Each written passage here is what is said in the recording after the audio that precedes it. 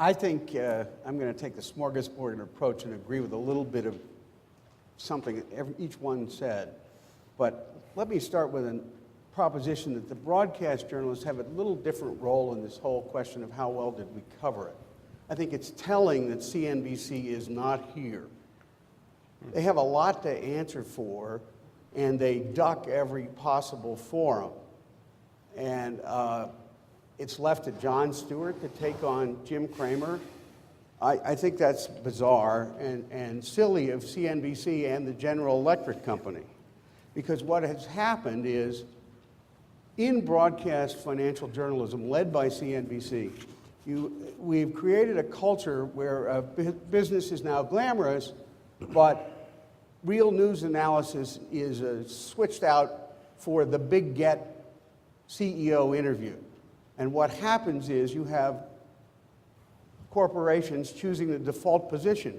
Why not have your CEO interviewed by Maria Bartiromo and, pelled away the marshmallows? I mean, George Bush had harder shoes thrown at him than they throw at the CEOs on CNBC. And so what happens is everybody else is competing to get the CEO second. And then there's not as much news there. And the whole effect of any probing questions has been diminished. But I think the real problem, both for print and broadcast, is kind of a big picture problem. And even if all the shortcomings of journalism on the air and otherwise were fixed to my satisfaction, I don't know that it would help. For instance, in the last 20 years, we've had this vast accumulation of wealth as a result of 401ks and IRAs, et cetera. And if you looked at it very simply and said, gee, this is a giant pot of money. There are going to be lots of really smart people, all the people who are not cyber criminals from the former Soviet Union, who are going to assemble at 85 Broad Street at Goldman Sachs and the nearby neighborhood and try to figure out how to get at this money. I mean, I'm struck by what Ted said at the Open, particularly because my wife once was an executive at Citibank also, and therefore I did not cover it, except for on the rare occasions when somebody looked around the newsroom and said, oh my God, something's happening, and you're the only person here. And I say, well, I can't cover that. My wife used to wait, forget that, go out. Except for those instances. So I paid a lot of attention to Citibank over the decades and basically not covered it. And I think if you look at what's happened with Citibank alone, it is a good metaphor for how we have succeeded and failed at the same time. Because what has happened during this glamorization of business news, which all redounded to our benefit over the last 15 years, we developed this culture of reverence, and we bought into the argument in a sense that, oh, self-regulation is good, the market will self-regulate. We now know that's all nonsense. I mean, and we didn't structure the stories, either in broadcast or otherwise, very often to say, oh, let's go one step further on executive compensation. The Wall Street Journal says United Healthcare CEO has got $1 billion worth of options that are built on fake results, that are backdated, that are this, that are that. Maybe somebody should have just had a liar's index. There wasn't a Fox Business News, and I know Ray is in the back of the room and they're here. Maybe it was something simple, the liar's index. And then people would have paid attention. Or every time a company says in its 10K, in a footnote, we're under investigation for an accounting problem, sell. Same with Fannie and Freddie. I mean, I don't know how we got to this position. There was lots of coverage of Fannie and Freddie, not so much on television, because it's harder to show. You can show a house that's been foreclosed, but try picturing or even doing a graphic of a collateralized debt obligation squared. It's a tough sell. Even if you have the appetite to do that story, it's impossible. It is not like that Pulitzer Prize-winning story from the Seattle paper a couple of years ago, following a potato from Idaho to a McDonald's in Tokyo. And so what happened is that as Wall Street got so complex, we couldn't figure out what they were doing, and they saw no reason to tell us what they were doing.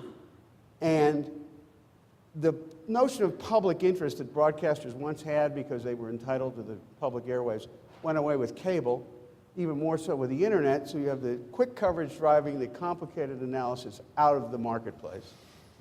And we have Citibank suddenly disclosing, oh, yeah, we had, is it 50, 75? We can't remember how many billions of dollars we had off the books in structured investment vehicles. We didn't think there was any risk, so why should we tell the shareholders? I mean, to me, that's astonishing.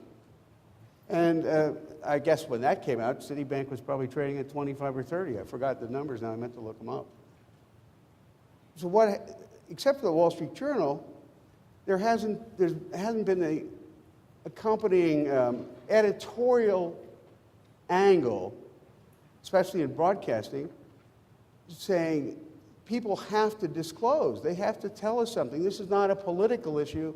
It's an issue of fact. And I guess that's the problem. We have so much coverage on the news media and on television that you said, I don't have to worry about seeing you guys anymore.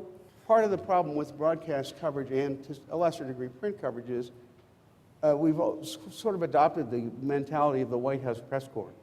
My God, if I ask the CEO a tough question on camera this time, he won't talk to us next time. And so everybody softballs everybody else. And the question, is it too big to fail? Maybe we should have been asking the question, is Citibank too big to succeed? Is it too big for anybody to understand how to run it? And that's why when Ted talked about complexity, I thought he put his finger right on the button. It's our business to try to make the complex simple, but we let them hide the ball on us too much. I mean, I think there were lots of great stories, but there wasn't enough demand for disclosure because it became a political issue. It was in the words of one of my former bosses, Lou Dobbs, who used to come in and say, well, you know, what do you liberal pukes say today?